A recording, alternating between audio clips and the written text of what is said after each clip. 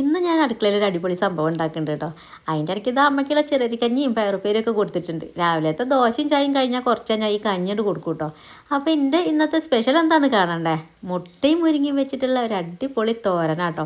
ഇതെല്ലാവർക്കും അറിയണ്ടാവും, പക്ഷേ ഞാൻ വല്ലപ്പോഴും ഇത് പരീക്ഷിക്കലുള്ളൂ കേട്ടോ. നമുക്ക് മുട്ട എപ്പോഴും കിട്ടൂലല്ലോ. മുട്ടേൻ്റെ കാര്യം പറയുമ്പോഴേക്കും കണ്ടില്ലേ, നമ്മൾ ആൾക്കാർ ഉമ്മറത്ത് ഹാജരായിട്ടുണ്ട് കേട്ടോ. ഓല അടുക്കളയ്ക്ക് നോക്കിയിട്ട് ഇതാ കരഞ്ഞുകൊണ്ടിരിക്കുകയാണ്. അപ്പം ഞാൻ മുരിങ്ങ രാവിലെ തന്നെ പോയിട്ട് പൊട്ടിച്ച് കൊണ്ടുവന്നിട്ട് മുരിങ്ങയും മുട്ടയും നാളികേരവും എല്ലാം ചേർത്തിട്ട് തോരൻ വയ്ക്കുകയാണ് കേട്ടോ. ഇത് മുന്നേ പഴയ വീട്ടിൽ നിന്ന് ഞാൻ ഉണ്ടാക്കിയിരുന്നു. അന്ന് എല്ലാവർക്കും ഇഷ്ടപ്പെട്ടിട്ടുണ്ട് കേട്ടോ. അപ്പോൾ വീണ്ടും ഞാൻ ഉണ്ടാക്കുകയാണ്. കാരണം എന്താണെന്നല്ലേ, നമ്മൾ കോഴി മുട്ടടാൻ തുടങ്ങിയിട്ടുണ്ട് കേട്ടോ.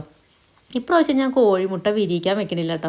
കാരണം എന്താ വെച്ചാൽ കഴിഞ്ഞ പ്രാവശ്യം ഞാൻ 13 മുട്ട വിരിക്കാൻ വെച്ചിട്ട് 9 കുട്ടികളുണ്ടായി. ഒരാഴ്ച ഒക്കെ കോഴിക്കുട്ടികളെ ജീവനോടെ കണ്ടു. പിന്നെ ഓരോന്നും രണ്ടെണ്ണം വെച്ചിട്ട് ചത്തു പോയിട്ടോ.